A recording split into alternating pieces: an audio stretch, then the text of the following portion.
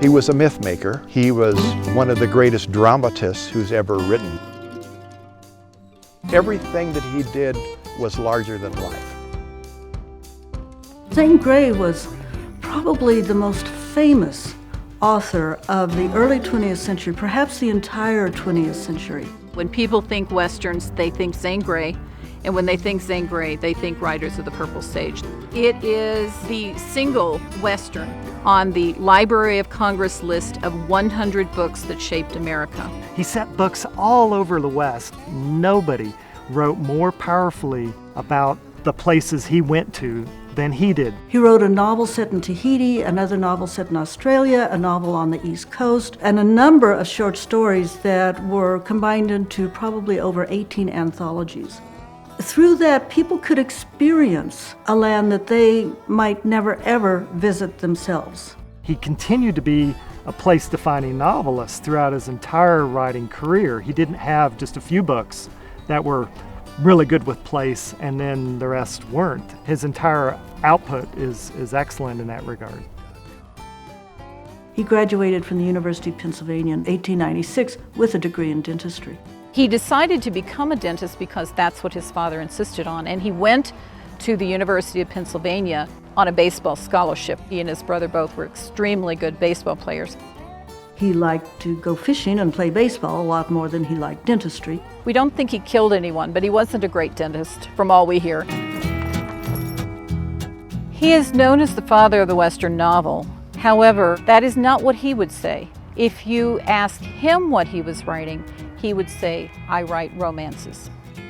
He wrote 56 Western romances, most of which were on the bestseller list, sometimes 2 at a time. He wrote very evocatively of women as protagonists. Women, especially strong women, weren't as common in fiction when Zane Grey was writing as they certainly are today. It appeals to men too because it is romance, but it's sort of camouflaged under that action-adventure title, and so they can read it and not feel like somebody would be critical of them. Before Zane Grey popularized the whole American West, Code of the West, Western hero, etc., we didn't have a concept of the West as a thing that existed on its own and had its own theme and philosophy. Grey was able to somehow capture a perception in the public's mind that once upon a time there was such a thing as a real West. We were searching for a national identity. Zane Grey helped provide that for us in a heroic way. I think Zane Grey gave the United States an image of themselves. It's a reflection that is where all of the ugly corners are smoothed away. It's a picture of ourselves that we like. It upholds American values, it talks about the greatness of the nation, and it talks about the future of the nation. And I think that's why he remains popular.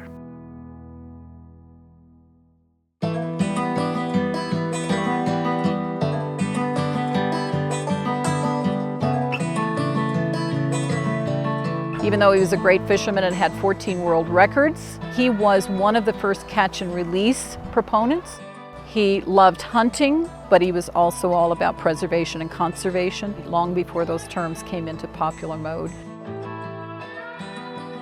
It's interesting that even people like Louis L'Amour and some of the other top Western writers of the time, they all admit that the thing they envy Grey most for is he was the last Western writer to write while the frontier still existed.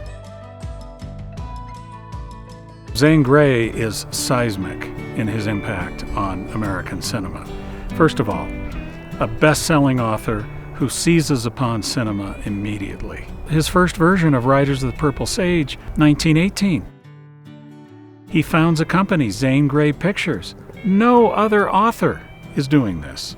We have between 110 and 130 films based on his stories, which I don't think anybody can touch. No other author can touch.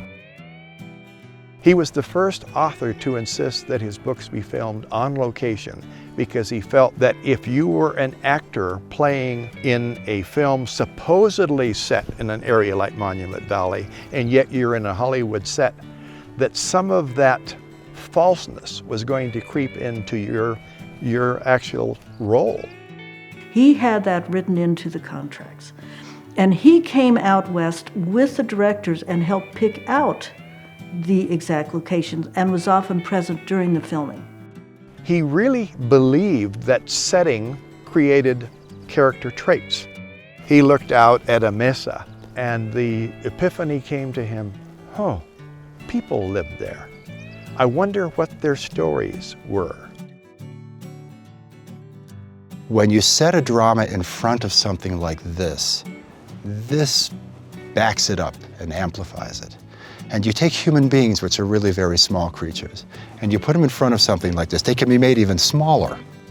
But I think the opposite happens in a way. I think this makes their experience more mythic, more permanent, more meaningful, because it's set against something that is never going to go away. This has always been here, and now we're a part of this. That really set him apart from his contemporaries in Western fiction. And thus, Zane Grey defined the West in our minds and in our hearts, not just for Americans, but worldwide. And when someone in Los Angeles, California, or in Berlin, Germany, reads Zane Grey, he can't help but yearn for the landscape that Zane Grey writes about. The glowing sunsets, the purple sage, the distant mountains, the fog in the morning over a river.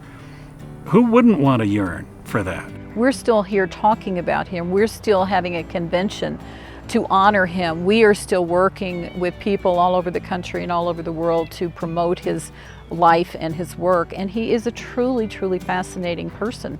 People could not get enough of Zane Grey. The strength of his feminine characters, the vivid writing on the landscape, ensured Zane Grey's name in literary history.